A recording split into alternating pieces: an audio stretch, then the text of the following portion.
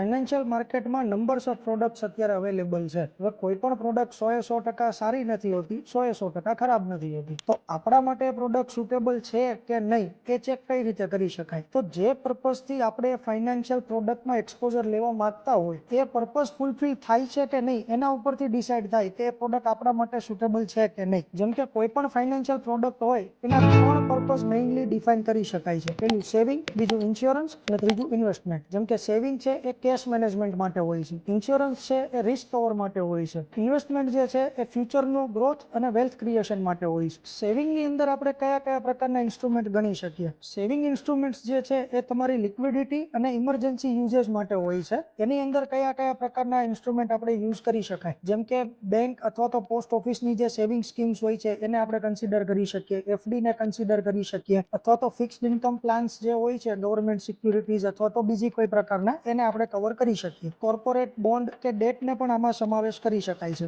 જો date fund કે આર્બિટ્રાજ ફંડનો use આપણે કરી શકીએ તો પણ આ પર્પઝ ફૂલફિલ થઈ શકતો હોય છે. ઇન્સ્યોરન્સ ઇન્સ્ટ્રુમેન્ટ જે છે એ માત્ર ને માત્ર રિસ્ક કવર માટે યુઝ કરવા જોઈએ. જેમ કે ટર્મ પ્લાન છે, હેલ્થ ઇન્સ્યોરન્સ છે, કાર ઇન્સ્યોરન્સ છે, અથવા તો એ પ્રકારના બીજા ઘણા બધા આવી શકે છે. એ માત્ર અને માત્ર તમને એક્સિડેન્ટલ ડેમેજ અથવા તો અનસર્ટેનિટીઝમાં કામ લાગે એના માટે હોય છે. ઇન્વેસ્ટમેન્ટ ઇન્સ્ટ્રુમેન્ટ જે છે એ તમારું વેલ્થ ક્રિએશન અથવા તો ફ્યુચર ગ્રોથ માટે હોય છે, જે તમારા આવનારા સમયના ખર્ચાઓ માટે તમને અત્યારથી તૈયાર કરે છે.